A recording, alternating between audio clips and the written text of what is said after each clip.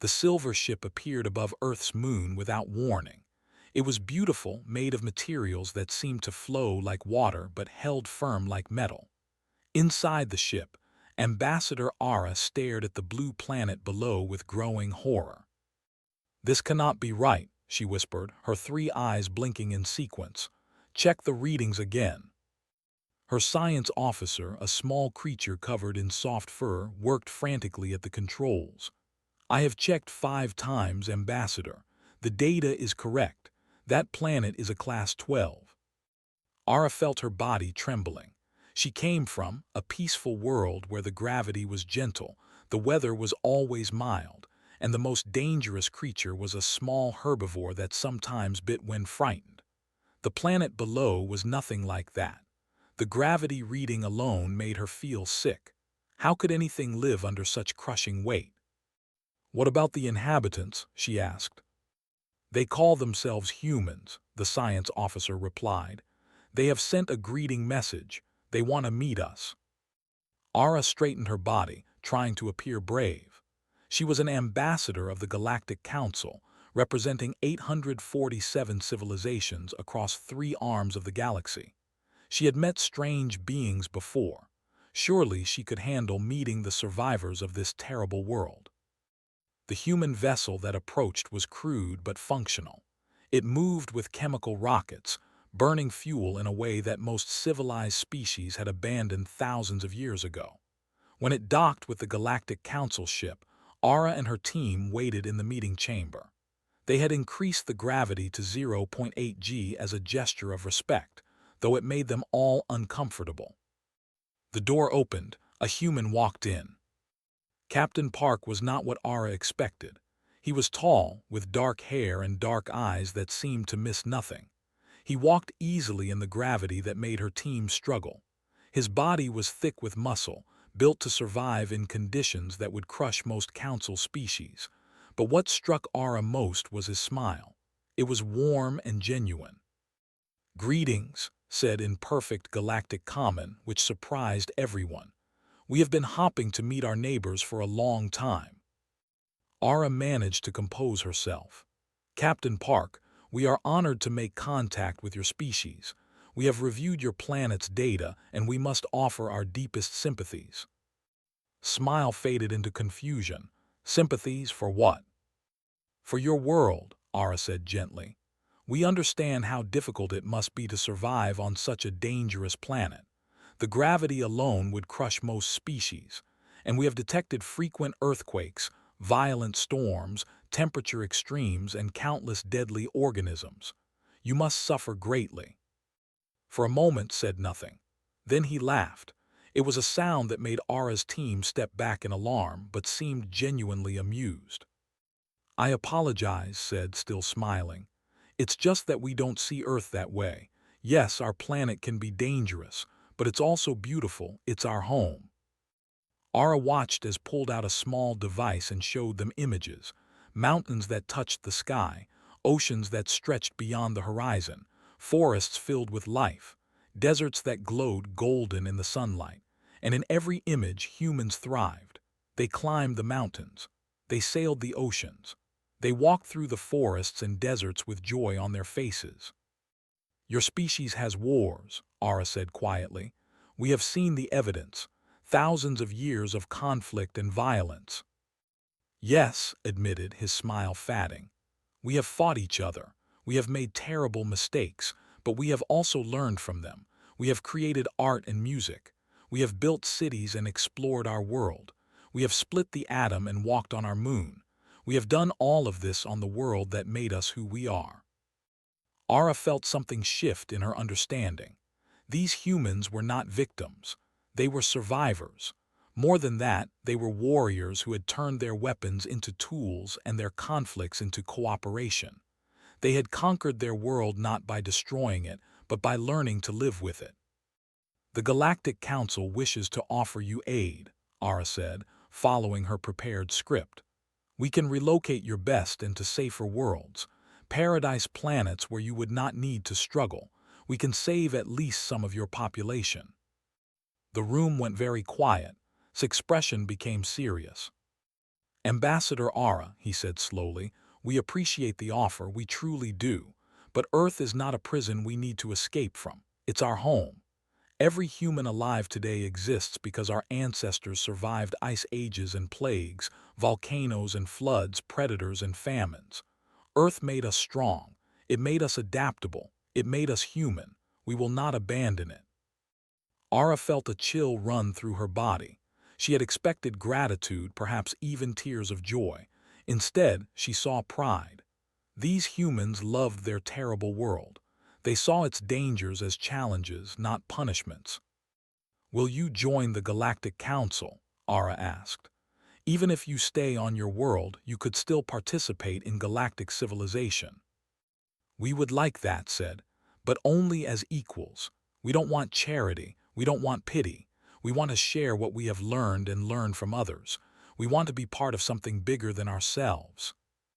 Ara made her decision. I will report your wishes to the Council, but I must warn you, Captain Park. Most Council species evolved as prey animals. We are peaceful. We avoid conflict. We cannot understand a species like yours, forged in violence and hardship. The Council may choose to observe you from a distance rather than risk full integration. Nodded, we understand. We will wait. When you're ready to meet us as equals, we'll be here. The meeting ended shortly after. Ara and her team returned to their ship and returned to Earth. As the Galactic Council vessel prepared to leave the solar system, Ara wrote her report. She classified humanity as a tragic but noble species, too attached to their terrible world to accept help. She recommended limited contact and observation. The report was filed and forgotten. The Galactic Council had more important concerns. There were trade agreements to negotiate, scientific discoveries to share, and cultural exchanges to arrange. The humans on there were noted in the archives and largely ignored. 3 months later, everything changed. The swarm emerged from the galactic core, moving like a plague across Council space. They destroyed everything in their path, showing no mercy and accepting no surrender. Within weeks, 17 Council worlds had fallen and millions were dead. The Council's military forces could not stop them. Their soldiers, bred on gentle worlds, broke under the pressure of real combat. Their commanders, trained in peaceful negotiations, had no answers for an enemy that wanted only destruction. In desperation, someone remembered the humans, the violent species from the warriors who refused to leave their terrible planet. Someone suggested asking them for help. At first, the Council leadership refused to consider it. Ask the primitives for military aid. It was humiliating. But as more worlds fell and more civilians died, pride gave way to desperation. A message was sent to Earth, a plea for help from species who had once offered their own help. On Earth, Captain Park received the message and smiled, not with pleasure at the Council's suffering, but with satisfaction that humanity would finally have a chance to prove themselves. Tell them yes, said, tell them the humans are coming. The galaxy was about to learn what could do. The Council chamber was filled with panic. Representatives from hundreds of worlds crowded the massive hall, their voices rising in fear and anger. Holographic displays showed the same terrible images over and over: cities burning, ships destroyed, worlds going silent. They had taken another 3 planets in just 1 week. Military Director S stood at the center of the chamber, his 4 arms hanging in defeat. He was from a warrior culture, one of the few in the Council, but even his people were bred on a world with low gravity and stable conditions. They were soldiers in theory. They were soldiers in practice. We cannot stop them, S said, his voice heavy with shame. Every strategy we try, they adapt to. Every weapon we use, they counter. They feel no fear. They take no prisoners. They are everything we are not. Then what do we do? Demanded a representative from the Union. Her voice was shrill with terror. Do we simply wait for them to consume us all? There may be one option, S said quietly. One group we have not asked for help. Who? Asked Ambassador Ara from her seat. We have contacted every military species in the Council. None have the strength to face the... Not in the Council, S said. He activated a new display. The blue planet appeared, rotating slowly. Them. The chamber erupted in chaos. Voices shouted in protest. How could they ask the primitives for help? The humans who still used chemical rockets, the species from that terrible... They are barbarians, someone shouted. They have no understanding of civilized warfare. S let them shout. Then he raised all four arms for silence. I have studied their history, all of it, every war they have fought, every battle they have won and lost, and I have learned something that terrifies me. The chamber went quiet. Humans do not fight like we do, S continued. When we fight, we calculate odds, we plan carefully. We retreat when the situation becomes unfavorable. Humans do not. They fight until they win or until they die. They adapt to any condition. They thrive in chaos. And most importantly, they never surrender. They are violent, Ara protested. We cannot unleash such creatures on the galaxy. They are already unleashed on the galaxy, S replied coldly. And they are winning. Would you rather maintain our principles while our worlds burn, or would you rather survive? The vote was close. Many council members refused to support bringing humans into the conflict. But in the end, fear won over pride. The council would ask Earth for help. Director received the council's official request in her office in Seoul. She was the head of Earth's Coalition Council, the group that spoke for all of humanity in matters beyond their world. She read the message 3 times, then called an emergency meeting. The debate lasted 2 full days.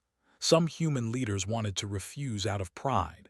The council had dismissed humanity as primitive, and now they wanted help. Others saw it as an opportunity to prove Earth's worth.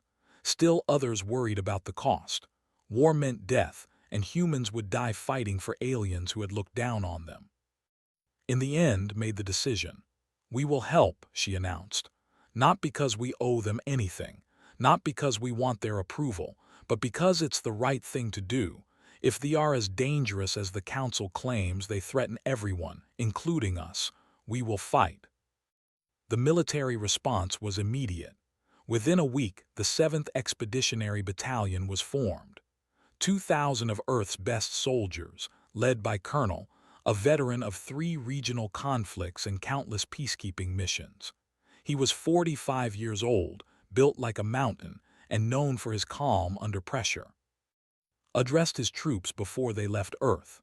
They stood in formation at the launch facility, wearing armor that looked primitive compared to Council technology.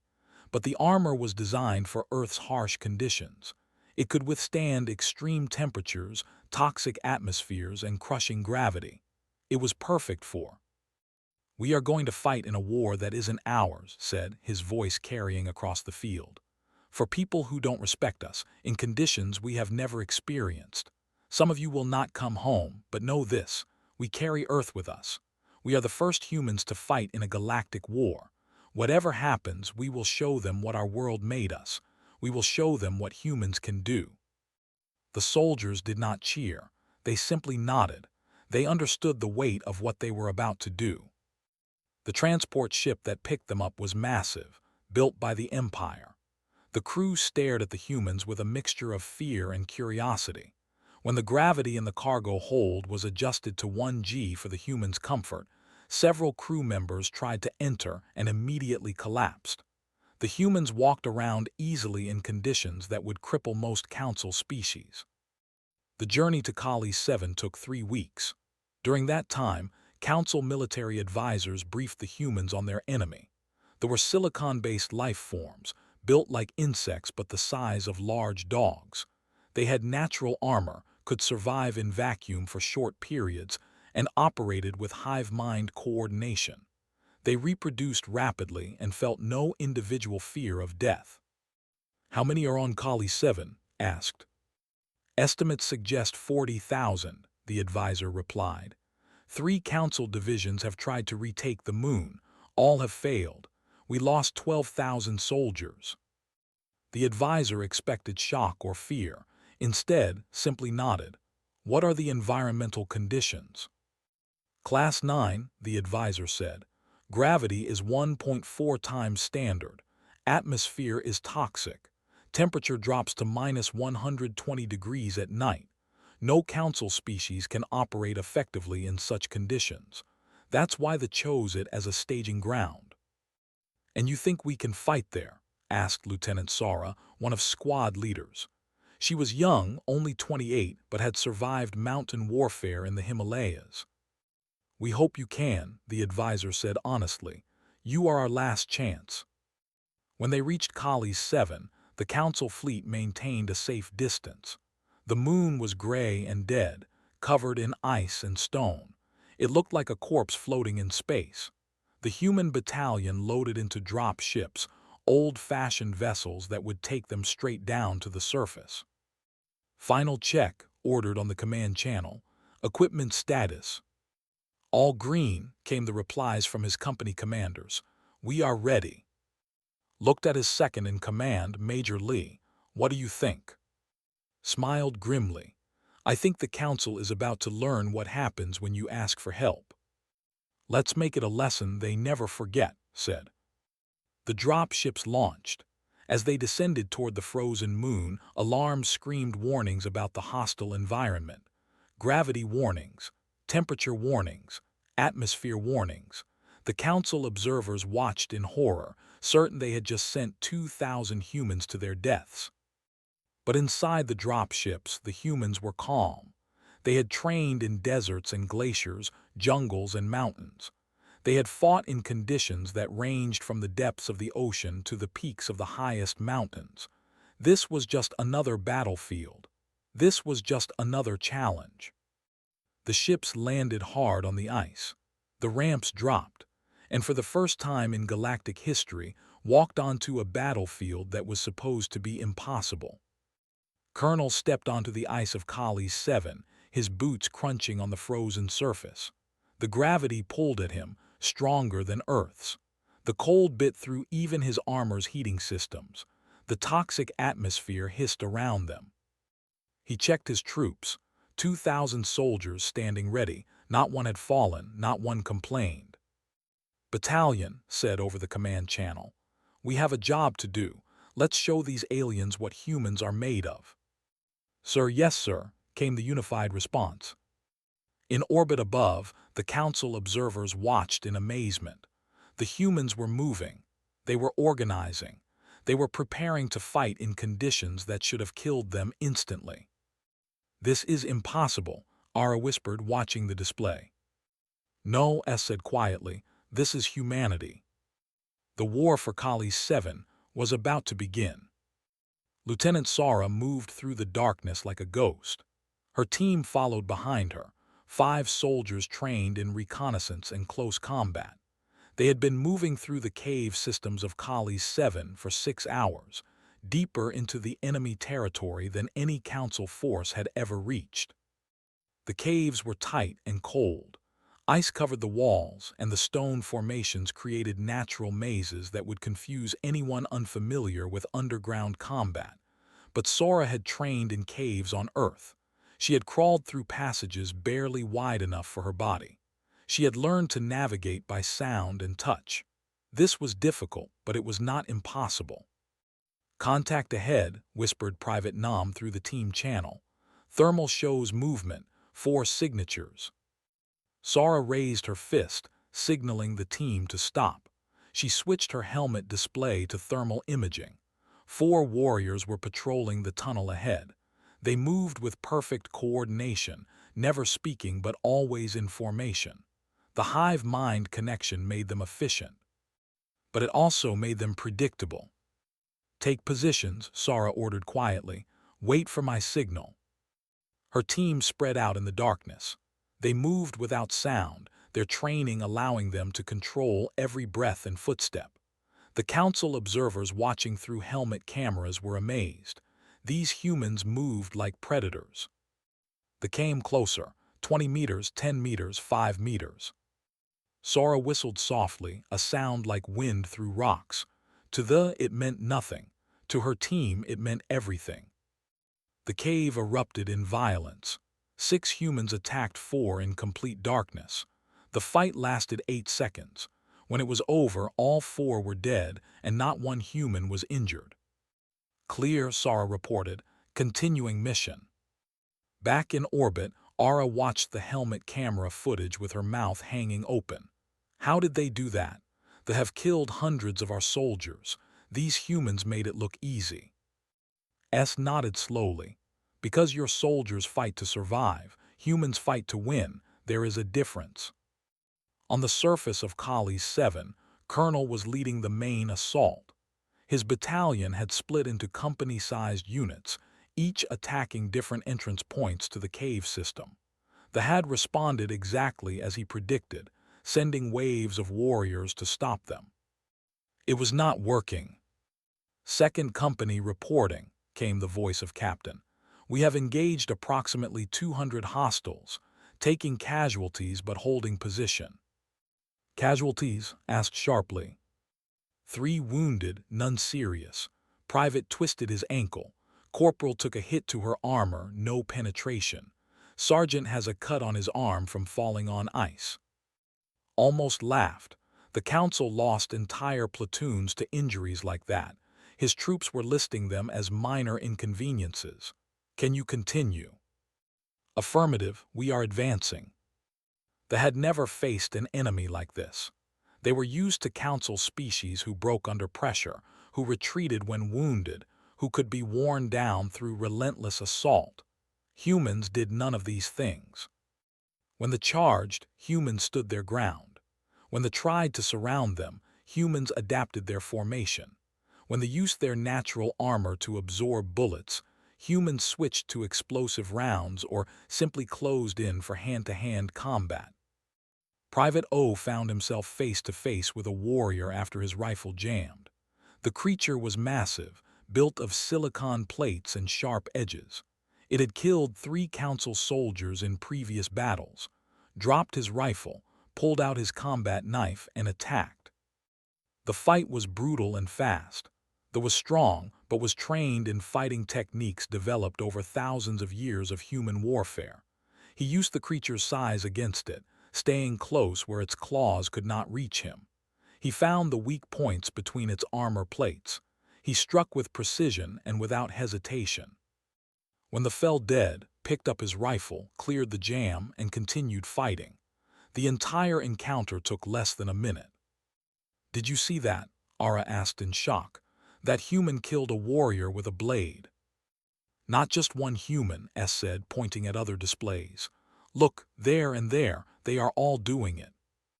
It was true. Across the battlefield, humans were engaging in close combat and winning. The council had always avoided melee fighting. Their soldiers were not built for it, but humans had evolved as hunters. Their bodies were designed for violence. Their minds were trained to calculate distance and timing. Their culture celebrated warriors and fighting skills. The hive mind struggled to understand. This species should not exist. They came from a world too hostile for intelligent life. They used primitive weapons.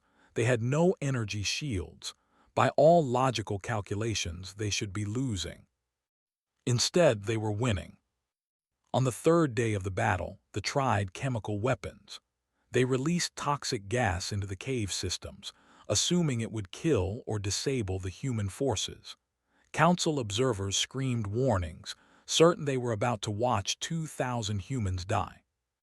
Gas masks on, ordered calmly. Switch to internal oxygen, continue the mission. The humans sealed their armor and kept fighting. The gas that would have killed any council species in minutes was simply filtered out. Earth had prepared its soldiers for every environmental hazard imaginable. Toxic gas was just another training scenario. They tried temperature manipulation next. They vented the atmosphere from several cave sections, creating zones of extreme cold that dropped to -200 degrees. Again, council observers expected mass casualties. Activate emergency heating, came the orders. Buddy checks every 5 minutes. Anyone showing signs of hypothermia, pull them back. Only 12 humans had to be evacuated for cold exposure. 12 out of 2,000. The council could not believe it. They could not adapt to it. Lieutenant Sara and her team had reached the deepest section of the caves. They found what they were looking for. They had established a command center here, coordinating their forces across the entire moon. Destroying it would throw the enemy into chaos. 6 of us against approximately 50 hostiles, Sora said, studying the layout. Bad odds. For them, Private replied with a grin. Sora smiled behind her helmet. She liked her team. Set charges on support pillars. When they blow, this whole chamber comes down. We have 3 minutes to plant them and get out.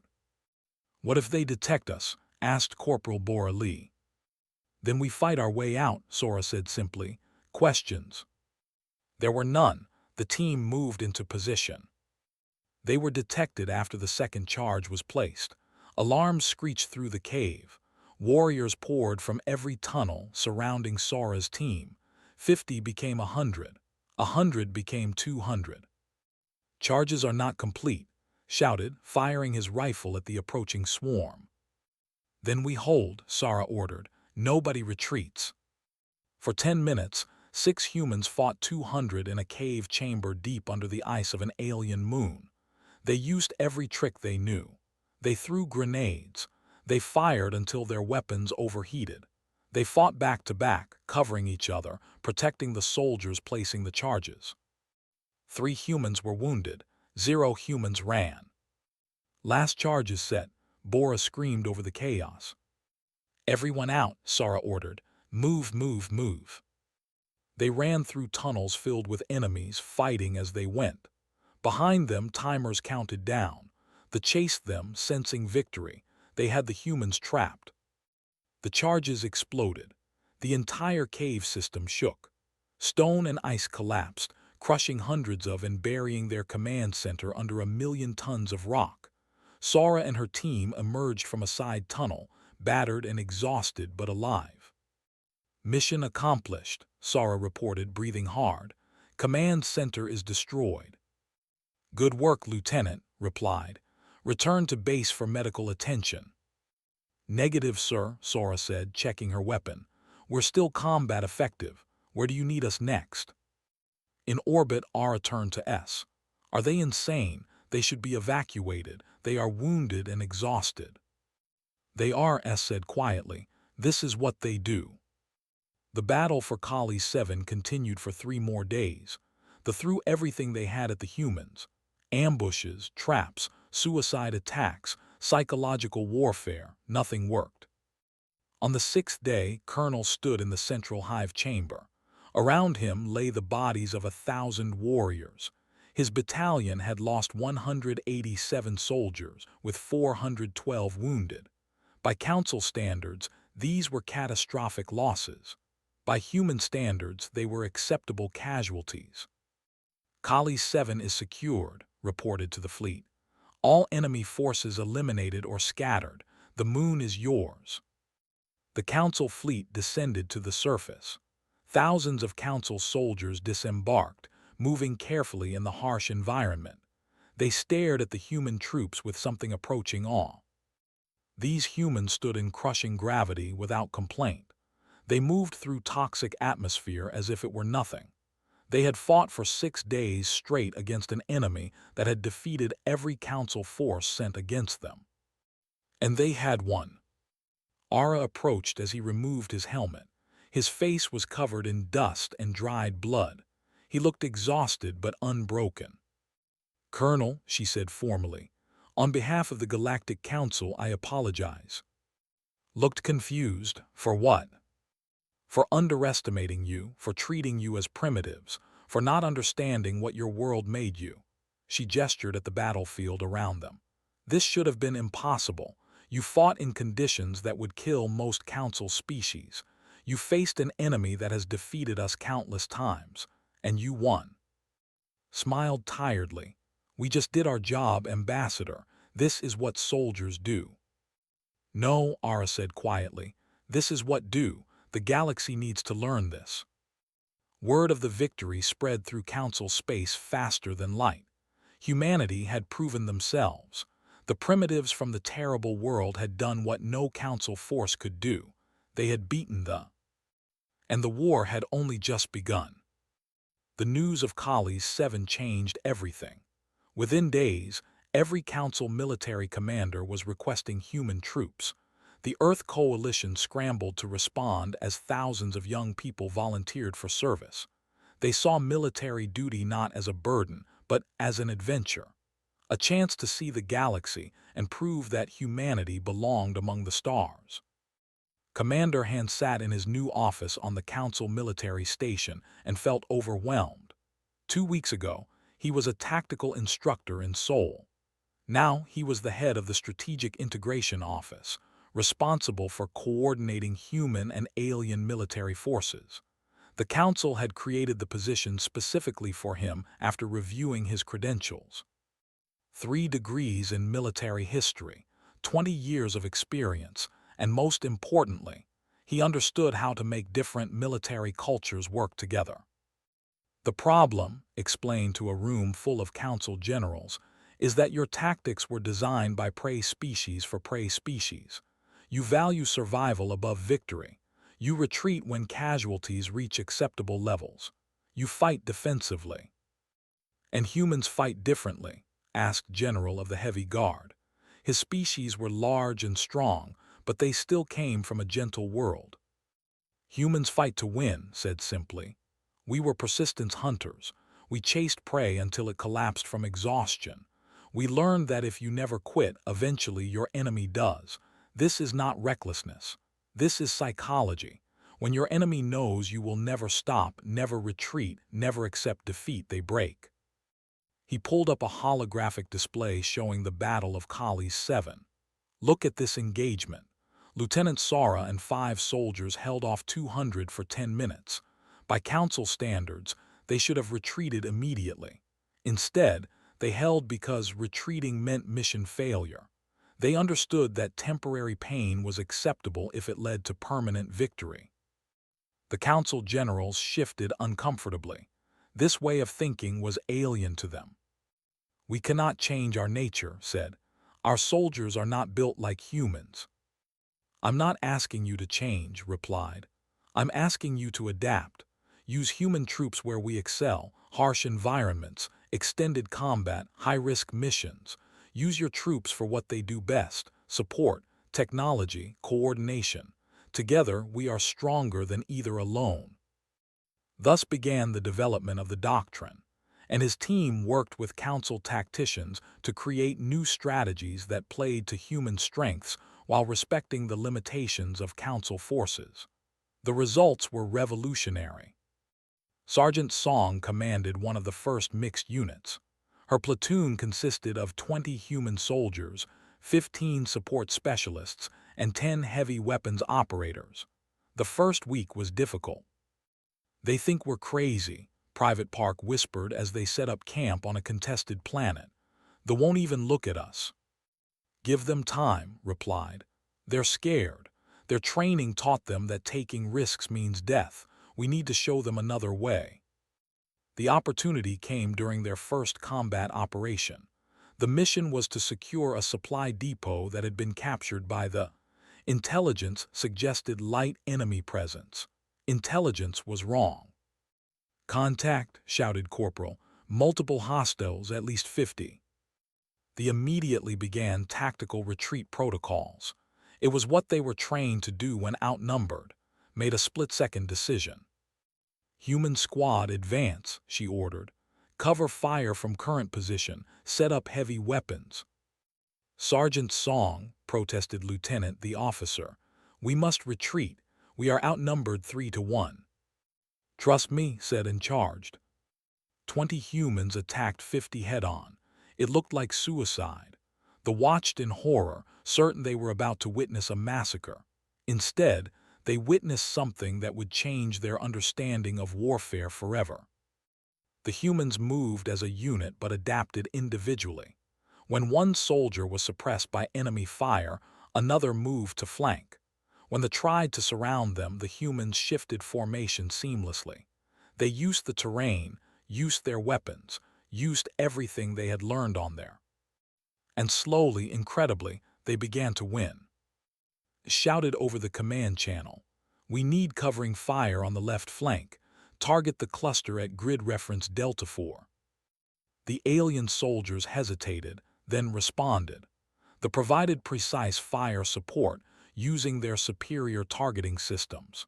They unleashed their heavy weapons, which were more powerful than anything humans carried. The combination was devastating. Human aggression plus precision plus firepower. They broke and retreated. When the battle ended, Lieutenant approached with her head bowed. "I apologize, Sergeant, I doubted you. I thought you were leading us to death." "You weren't wrong to doubt," said kindly. "By your training, we should have retreated, but by human training, we never had a choice. The mission required that depot, so we took it." "How do you do it?" asked quietly. "How do you control your fear?" Smiled. "We don't control it, we use it. Fear keeps you alive. It makes you alert, makes you think faster, makes you stronger. The trick is not to let it control you." Over the following weeks, the mixed unit learned to work together. They learned that calculated risks could pay off. They learned that sometimes speed mattered more than overwhelming force.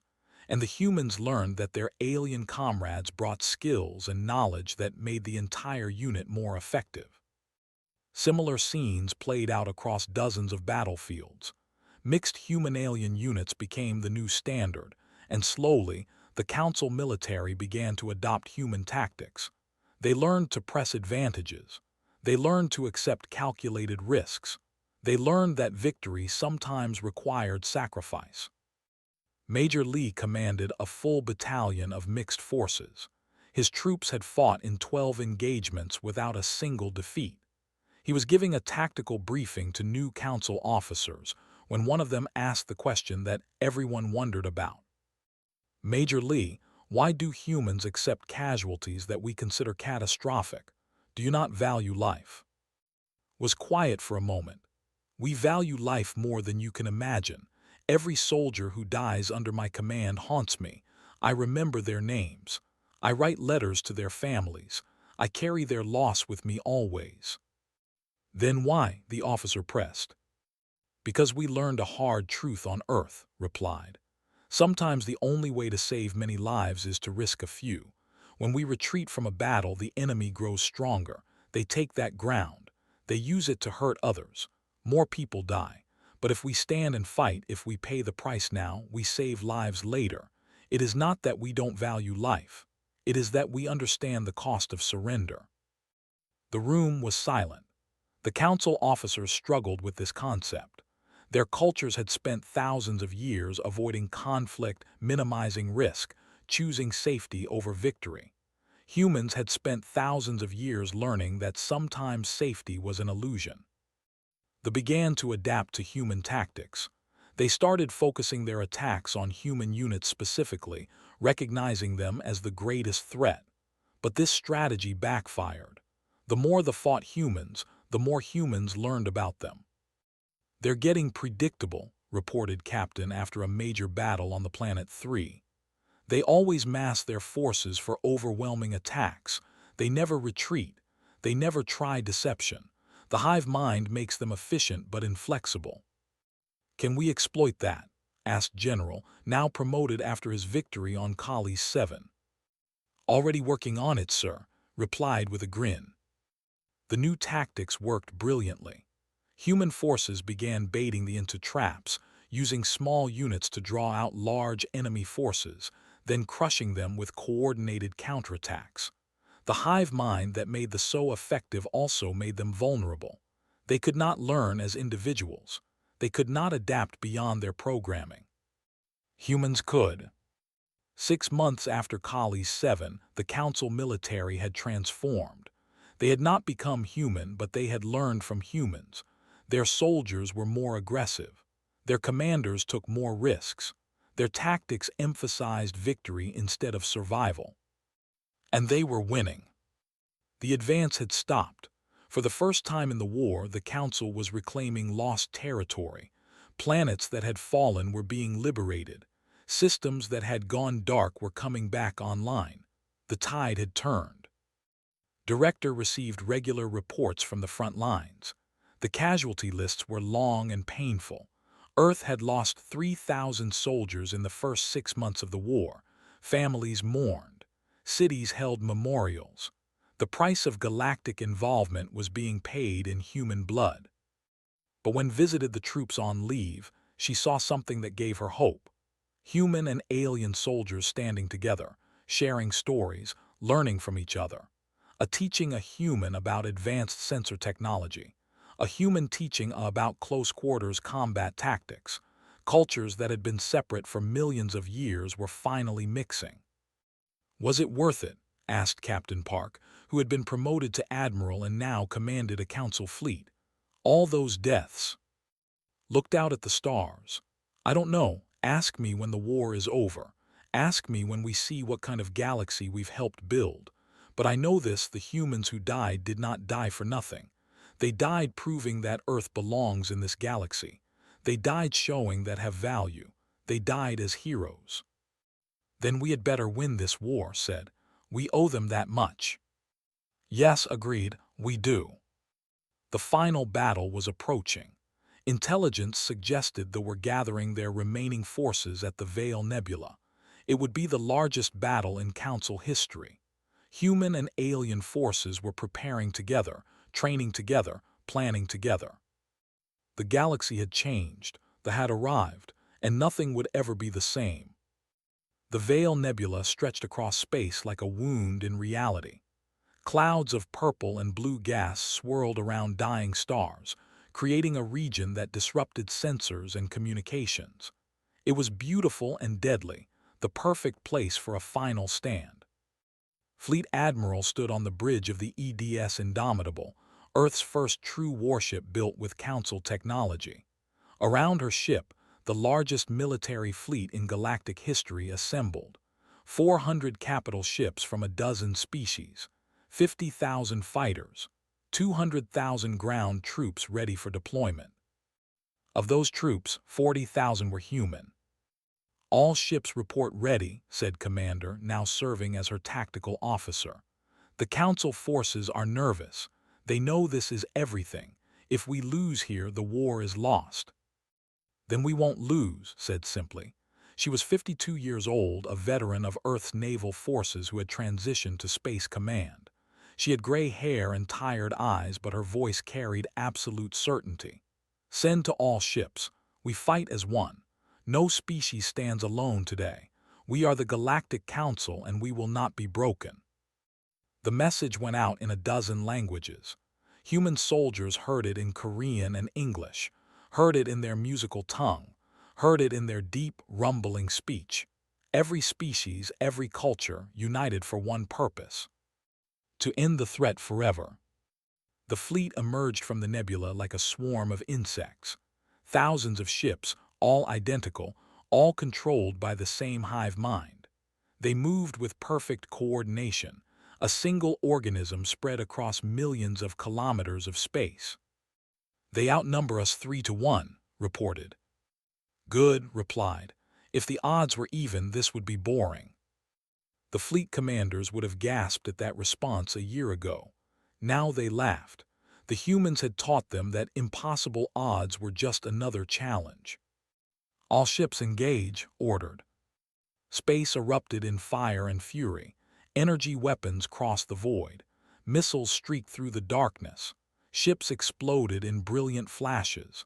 The Battle of Veil Nebula had begun. On the ground, General commanded the landing forces. They had fortified 3 major asteroids within the nebula, turning them into military bases. Taking those bases was essential to victory. The plan called for simultaneous assaults on all 3. "First Division, you have target Alpha," said, his voice calm despite the chaos. "Second Division takes target Beta. Third Division is on target Gamma. I'll be with Third Division.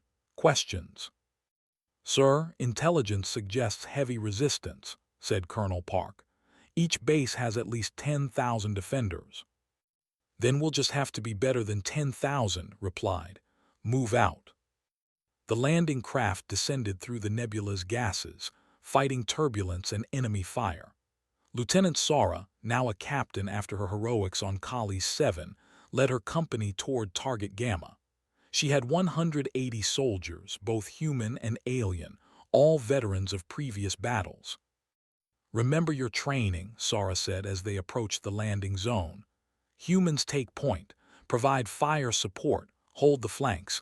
We've done this before, we can do it again." The landing was brutal. They had prepared for them, setting up kill zones around every entrance. The first wave took heavy casualties. 15 soldiers died in the first minute, 20 more were wounded. But they kept coming. "Push forward," Sara ordered. "Don't give them time to regroup." Her troops charged through fire and death, each one knowing their job, trusting their training. The humans led with their characteristic aggression. The provided covering fire with their precise aim. The brought their heavy weapons to bear, smashing through fortifications. Inside the asteroid base, the fighting was even worse. Narrow corridors, limited visibility, close quarters combat in every room. This was exactly the kind of fighting that Council forces had always struggled with. But they weren't just Council forces anymore. They were warriors trained by. Corporal found herself trapped in a storage room with 3 alien soldiers and a dozen between them and safety. By traditional Council tactics, they should surrender. The odds were impossible. "On 3 we charge," said instead. "That's suicide," protested a soldier. "No," replied, checking her weapon. "That's Tuesday, 1, 2, 3. They charged, 4 soldiers against 12. The fighting was savage and desperate. When's rifle ran empty, she drew her knife. When the knife broke, she used her fists. When a warrior knocked her down, she grabbed a piece of broken metal and kept fighting. When the dust settled, all 12 were dead, had 3 broken ribs and a concussion. She also had a smile on her face. "See," she said to the stunned, "not suicide, just difficult." Across 3 battlefields, similar stories played out. Human soldiers teaching alien comrades that defeat was a choice, that impossible odds could be overcome, that courage was not the absence of fear but the decision to act despite it. General reached the command center of Target Gamma after 8 hours of continuous fighting. The room was filled with warriors, protecting the central node that controlled their forces. This was the hive mind's heart for this region. Destroying it would cripple thousands of soldiers. "This is it," said to his troops. "One last push." The final assault was everything the war had been. Brutal, costly, desperate. But humanity had learned on there that survival required sacrifice, that victory demanded price. When the command node exploded, taking 50 with it, stood in the smoking ruins and thought of all the soldiers who had died getting him there. He thought of Earth, that terrible, beautiful world that had forged his species into what they were. "Target Gamma is secured," he reported to Fleet Command. "Node destroyed." "Confirmed," came Admiral's voice. "Targets Alpha and Beta are also secured. All 3 nodes are down. The fleet is losing coordination." In space, the effect was immediate. The perfect formation of the fleet began to break apart. Ships that had moved as one organism now moved independently. They were still dangerous, but they were no longer invincible. "All ships full offensive," ordered. "This is our moment, end this." The Council fleet pressed their advantage. Ships that had been retreating now advanced. Fighters that had been defensive now attacked. The strategy that Commander had developed, combining human aggression with Council technology, proved unstoppable. The battle lasted another 6 hours. When it ended, the fleet was shattered. Surviving ships fled into deep space, never to return. The swarm that had terrorized the Council for centuries was broken. But the cost was terrible. Of the 400 capital ships that entered the battle, 87 were destroyed. Of the 200,000 ground troops, 32,000 were dead. And of the 40,000 humans who had fought, 8,000 would never see Earth again. Admiral stood on the bridge of her damaged ship and read the casualty reports. Each name was a person. Each number was a family that would grieve. The victory was absolute, but the price was almost too much to bear. Admiral said quietly, "The Council is calling. They want to honor the fallen." The memorial service was held on a garden world near Council headquarters. Hundreds of thousands gathered to pay respects. Humans and aliens stood together, mourning losses that belonged to everyone. Ambassador Park gave the eulogy. He was older now, his hair gray, his face lined with the weight of leadership. "We came to the stars hopping to find friends," said. "We found war instead. 8,000 humans died in this conflict, but they did not die for nothing. They died proving that Earth belonged in this galaxy. They died showing that different species could fight together. They died as heroes, and we will never forget them." He paused, looking out at the crowd. 1 year ago, the Council saw humans as primitives from a we were offered charity and pity. Today, we stand as equals, not because we demanded it, not because we forced it, but because we earned it through courage and sacrifice. The soldiers who died gave us that gift. Let us honor them by building the galaxy they believed in. The memorial ended with a moment of silence. Humans and aliens bowing their heads together, remembering the fallen. 3 months later, the Galactic Council held a formal ceremony. Earth was granted full membership with all rights and privileges. Human representatives took their seats in the Council chamber. Human ships patrolled Council space. Human culture began spreading across the galaxy. Director attended the ceremony but felt no joy. The cost had been too high, too many families broken, too many lives lost. "Was it worth it?" she asked General, who stood beside her in full dress uniform. "I don't know," admitted. "I lost friends in this war, good people who deserved long lives, but I know what they would say. They would say they gave humanity a chance. They would say the galaxy is better because we fought. They would say it was worth it." "I hope they were right," said quietly. "Time will tell," replied. The galaxy had changed. Human soldiers now trained Council forces in tactics and courage. Human engineers worked alongside alien scientists. Human diplomats negotiated treaties and trade agreements. The species from the had become protectors of the galaxy. 5 years after the war ended, Lieutenant Sara, now a major, stood in a Council training facility and watched new recruits from a dozen species. They were learning human combat techniques, adapting them to their own abilities. A soldier successfully completed an obstacle course that would have been impossible for her species 5 years ago. A warrior practiced close-quarters combat with confidence. "You've done well, Major," said Commander, who had come to inspect the facility. "These troops are ready for anything." "They're ready because they learned what we learned," Sora replied. "That limits are often illusions. That impossible is just another word for difficult. That courage can be taught." "The galaxy is lucky to have humans," said. "No," Sora corrected gently. "The galaxy is lucky we all learned to work together. That's what won the war, not human strength, not Council technology, but cooperation, unity, trust." On Earth, in a small apartment in Seoul, an old woman watched the news from space. She was the mother of Private Lee, who had died in the Battle of Vale Nebula. She had cried for months after receiving the news. She still cried sometimes. But tonight, she watched human and alien children playing together in a Council city. She watched human teachers instructing alien students. She watched a future that her son had died to create. "Thank you," she whispered to the stars. "Thank you for not dying for nothing." Across the galaxy, in a million places, humanity had left its mark, not through conquest, not through domination, but through sacrifice and courage. They had arrived and they had changed everything. The Galactic Council would face new threats in the future. There would be other wars, other challenges, but they would face them together, united by the lessons learned in blood and fire.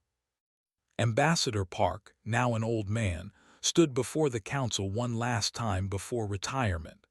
He had served for 10 years, helping to build the peace that followed the war.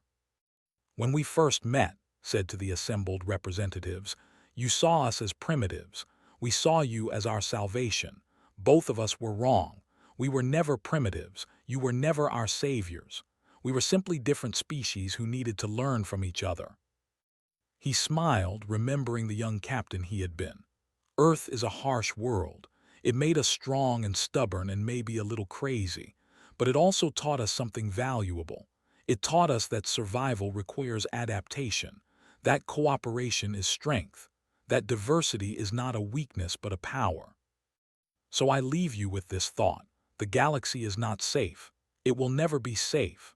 New threats will emerge. New challenges will arise. But if we stand together, if we remember what we learned from this war, there is nothing we cannot face. We are the Galactic Council. We are humans and 1,000 other species. We are different. We are united. We are strong. And when the next crisis comes, when the aliens are unprepared, remember this. They are here, and we will never abandon our friends. The council chamber erupted in applause. It was a sound that crossed species barriers, a sound of unity and hope. The galaxy had learned what happens when arrive. Everything changes. And that change, bought with blood and sacrifice, was worth everything.